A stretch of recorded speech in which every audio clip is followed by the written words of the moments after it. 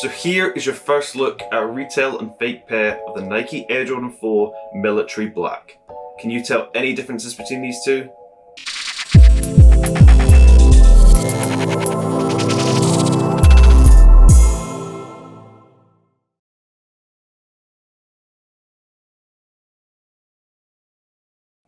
Hello and welcome back to the channel. Today I have another comparison video for you between two pairs of Nike Air Jordan 4 Military Black.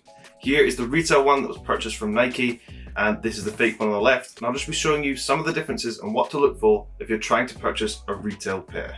So we'll get straight into the comparison and take a closer look at the boxes. So in terms of box size, the retail box is actually slightly larger than the fake box, and these are both a US 10, so the box size should be identical. Looking at the text on top of the box, there is actually a slight glossy shine to the retail one compared to the fake one, which doesn't have the same appearance, and if you run your fingers over this, your finger will stick to the text as it is slightly more glossy, whereas on the fake one it will run smoothly over. Now if we spin the box around and take a closer look at the labels, we can see differences here once again. So obviously the retail box is based on a UK label, whereas the fake one is always based on a US label. So as you can see, the US label has the US price tag on it, whereas the UK and retail one does not. So if we take a closer look at the US 10 size and the 11.5 women's size, you can see that the font size is very different from retail to fake, with it being slightly thinner and taller on the fake one compared to the retail one. However, these details are incredibly close and would be very hard to tell unless you had both labels side by side, so do pay close attention to this and check back to this video if you do have a pair at home. But nobody really wants me to talk about the boxes for the entire video, so we'll open them up and take a closer look at the shoes themselves. So which one shall we open first? Let's open up the fake one first. So as you can see, the shoes come exposed and the paper is lying flat on the bottom of the box, which is normally a telltale sign because fakes don't ever seem to wrap the paper around the shoes, which is really odd because it would take 2 seconds to fix. And if we open up the retail one, you can see the paper did come over the top of the box and the shoes can't be seen beneath. Taking a closer look at the paper itself, and I'll give you a close-up of this, you can actually see the speckled paint dots on top are darker on the fake paper compared to the retail paper. On the retail one, it's a very light grey, almost clay-like material, whereas on the fake one you can see it's a much darker grey than it is on the retail paper. But now we'll move the boxes to the side and take a closer look at the shoes. So here is your first look at a retail and fake pair of the Nike Air Jordan 4 Military Black. Can you tell any differences between these two? So the first difference I'm going to show you is to take a closer look at the leather toe box. Here we can see a difference in the material used. On the fake one it looks like they've used a tumbled leather, whereas on the retail one you can see the difference in appearance from the close-up. Also, if you look at this grey suede going around the toe box area, you can see that this material is much more thickly cut on the retail one compared to the fake one. I'd also say there's a much larger amount of this suede-like material on the retail one compared to the fake one, where the cut of the material is much smaller and the gap between the toe box and the sole is much smaller on the fake pair. If we look at the white leather towards the heel of the sneaker, we can also see a difference in material here, just like on the toe box.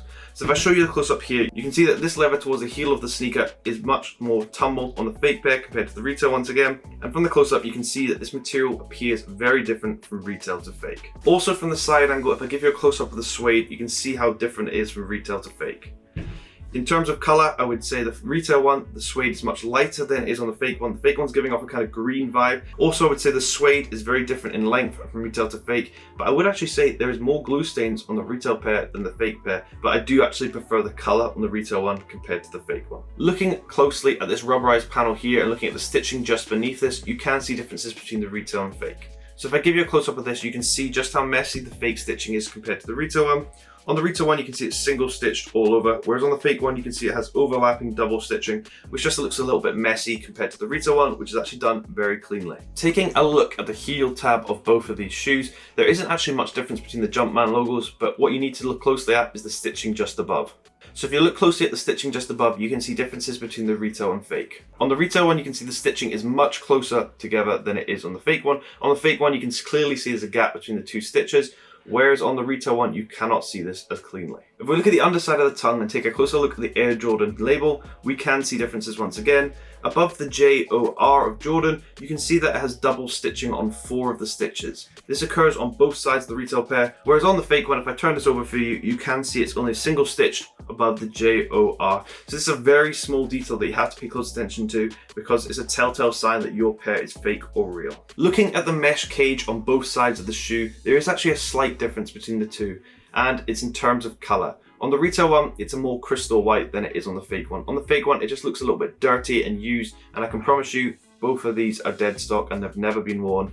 And the color difference is actually quite clear to see in studio lighting. Another clear difference to see from the side is if you take a closer look at this suede material going around the toe box area, you can see that the cut of it is much larger on the fake one compared to the retail. So if I show you from the side here and I pinpoint this one point here, you can see that the cut of material between the sole and the leather above, you can see that the cut of material is much larger on the fake compared to the retail one, which just makes the whole toe box area look a lot more chunky on the fake one compared to the retail. Now we're going to take out this cardboard shoe tree from both.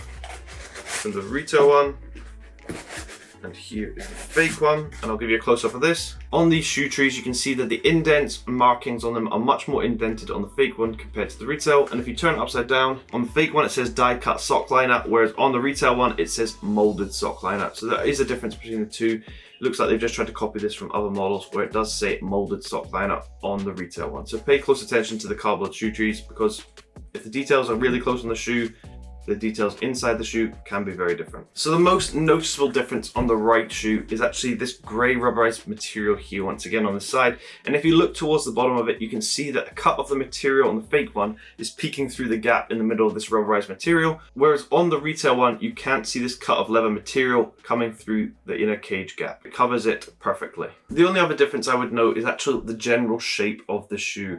This is a chunky shoe because it is an Air Jordan 4, but what I would say is the retail one is actually much slimmer than it is on the fake one. Because of the cuts of material around the toe box, it does make the overall shoe look a lot chunkier than it is on the retail one.